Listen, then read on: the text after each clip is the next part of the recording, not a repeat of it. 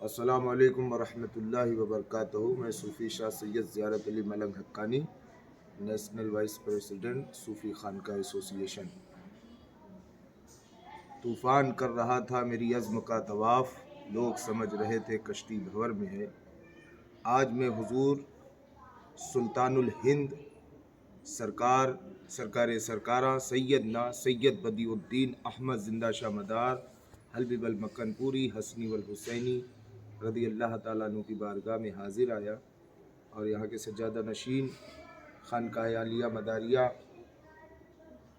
पीर तरीक़त रहबरे राह शरीयत जनाब सैयद मौजूद आलम साहब जाफरी अल मदारी साहब ने दुआ भी फरमाई, क्योंकि अभी कुछ रोज़ पहले 14 तारीख़ में एक हादसा दरपेश आया कि दीन की खिदमत करते हुए सैयद अज़मतुल मदार हक्कानी साहब इस दुनिया से चल बसे।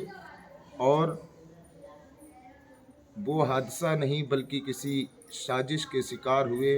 मैं तो यूँ कहूँगा किसी वजह से उसकी हमने इंक्वायरी या इस तरीके का कोई हमने वो नहीं किया, ताकि कुछ मजबूरियां होती हैं कि बच्चे का पोस्टमार्टम या तमाम ऐसी चीज़ हो सकती थी इसको देखते हुए। लेकिन जो सिलसिला मदारिया के बुज़ुर्गों ने और एक लंबे अरसे से जो एक सिलसिला मदारिया को सिर्फ टारगेट किया जा रहा था, उस टारगेट को लेकर हम लोग जब मैदान में आए तो popular front of India PFI जैसी संस्थाओं के ख़िलाफ़ जब हमने आवाज़ उठाना शुरू किया, दावत इस्लामी जैसी संस्थाओं के ख़िलाफ़ आवाज़ उठाना शुरू की, और जो सिलसिला आलिया मदारिया और हिंदुस्तान की जमहूरियत को तोड़ने की बात करते थे, हमने उनके ख़िलाफ़ जब आवाज़ें उठाना शुरू की तो हम लोगों के ख़िलाफ़ मुकदमे लिखे गए। और सरकार से हम लोगों ने हमेशा यही मांग किया कि हिंदुस्तान की गंगा जमुना तहज़ीब बरकरार रहे, सूफ़ीज़म ज़िंदा रहे। और यकीन जानिए कि सिलसिला मदारिया ने पूरे हिंदुस्तान में इंसानियत का पाठ पढ़ाया, सूफ़ीज़म का पाठ पढ़ाया। और आज कुछ कट्टरपंथी विचारधारा के लोगों ने सिलसिला मदारिया को कहीं सूख्त कहा तो कहीं कुछ कहा तो कहीं कुछ कहा। हमारे हुजूर मजनू शाह मलंग मदारी रहमतुल्लाह अलैह ने जब हिंदुस्तान की बात आई थी तो अपनी जानों को कुर्बान कर दिया था। 1750 के अंदर बंगाल की खाड़ी से लेकर कन्याकुमारी तक इसी मातृभूमि के लिए अपनी जान को कुर्बान कर दिया। आज उन्हीं के नक्शे कदम पर आज जब हम ये बात करते हैं तो हमारे ऊपर फ़र्ज़ी मुकदमे लिखे जाते हैं। खानका एसोसिएशन इसकी फुल मजम्मत करता है और PFI जैसे संगठन के ख़िलाफ़ खड़े होकर डट के मुकाबला किया। अल्लाह ने और मदार पाक के सदक़े में उसको बैन फरमाया। अब जो है कि जो हम लोगों के ऊपर फ़र्ज़ी मुकदमा लगाए गए, अब हमने यलगार यात्रा भी की थी तो हुजूर जिंदा शाह मदार रदी अल्लाह ताला अन्हु के दरबार से दुआएं लेकर दिल्ली तक के हमने जंतर मंतर तक गए थे और वहाँ पर अपनी बात कही थी।